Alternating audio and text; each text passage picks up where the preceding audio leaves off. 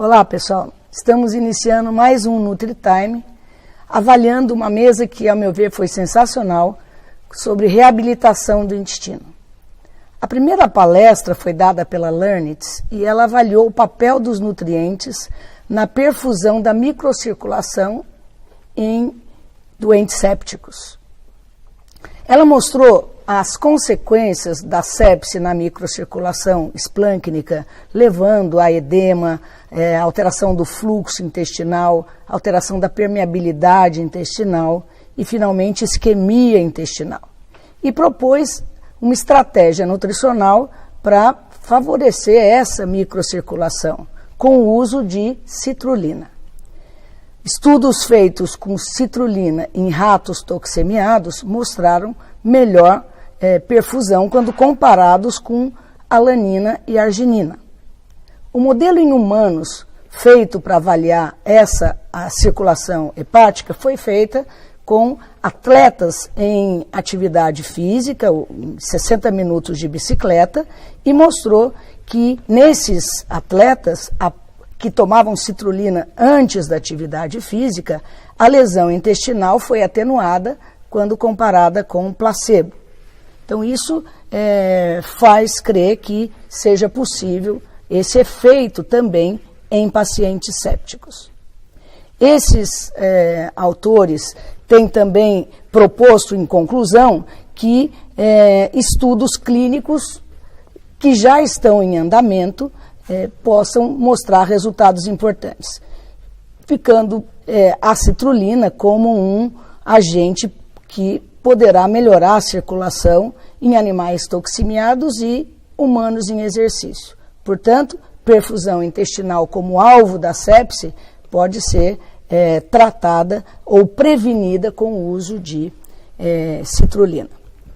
A segunda palestra foi bem bacana também e que avaliou novas terapias para aumentar a função intestinal. Um outro tipo de doente agora, que são os doentes com falência intestinal. Então o autor define as diferentes falências intestinais e favorece, por exemplo, o uso, nesses casos, da nutrição enteral precoce como uma maneira de melhorar o trofismo melhor que a dieta oral nesses pacientes, assim como o uso de hormônios como o tedoglutide, que também pode favorecer uma mais rápida adaptação desse novo intestino. Ele também propôs o uso de citrulina oral em pacientes com intestino curto, no sentido de melhorar o metabolismo proteico desses pacientes. Foi realizado, então, um estudo com 9 pacientes que mostrou que a citrulina plasmática, se tiver acima de 20 milimols por litro, esse efeito não foi significativo, mas que provavelmente esse efeito anabólico poderá ser visto se os pacientes apresentarem uma redução da citrulina plasmática para baixo de 20 microgramas por litro. A quarta proposta de melhoria foi o uso de reinfusão do quimo. Isso se aplica para pacientes em complicações cirúrgicas, como, por exemplo, dupla ostomias ou fístulas enteroatmosféricas, que por algum período vão ficar com o intestino interrompido, e isso leva a um quadro de falência intestinal, mesmo que provisória. Eles propõem reinfundir o quimo coletado por uma circulação extracorpórea em bomba de infusão própria, tipo nutrição enteral.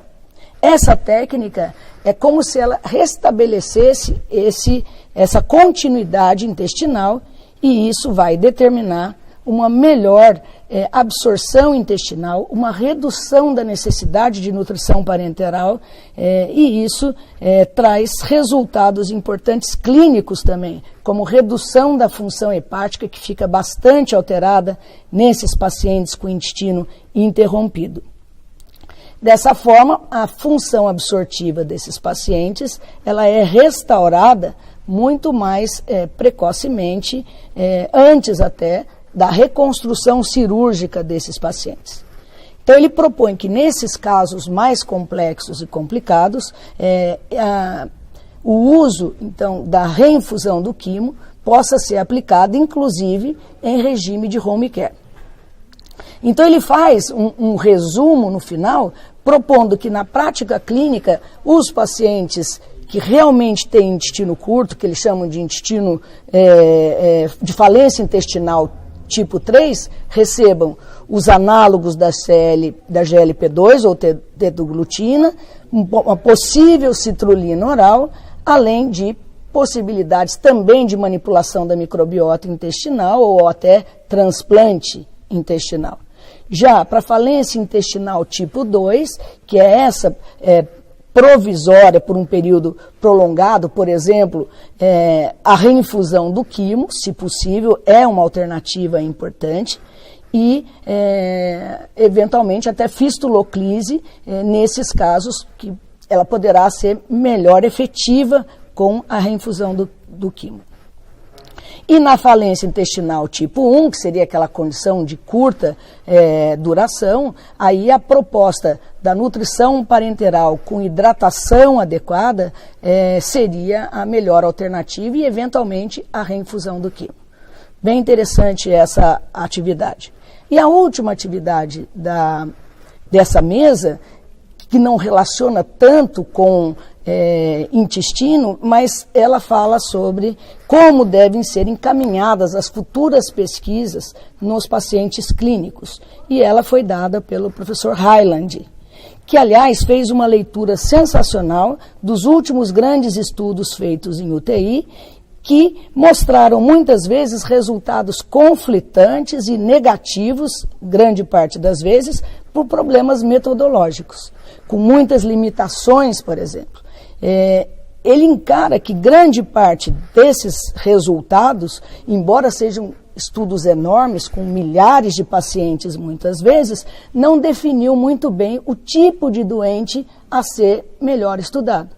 E é isso que ele propõe para os próximos estudos. Já foi conhecido os grupos de risco, por exemplo, pacientes com IMC abaixo de 25 ou acima de 35, ou que usaram um score no TRIC bastante alterado, que caracteriza um doente inflamado, um doente infectado, um doente com maior permanência na UTI, doentes mais graves. Então, ele propõe que os estudos realmente sejam feitos nesses grupos. E aí, com certeza, esses resultados conflitantes vão deixar de existir. Ele chama também a atenção para o impacto que deva ter a avaliação desses estudos aí após um ano da alta do doente, para ver se realmente houveram consequências de restrição calórica, por exemplo, numa fase inicial, como alguns estudos fizeram. Então, isso também é um outro ponto de atenção que ele chama.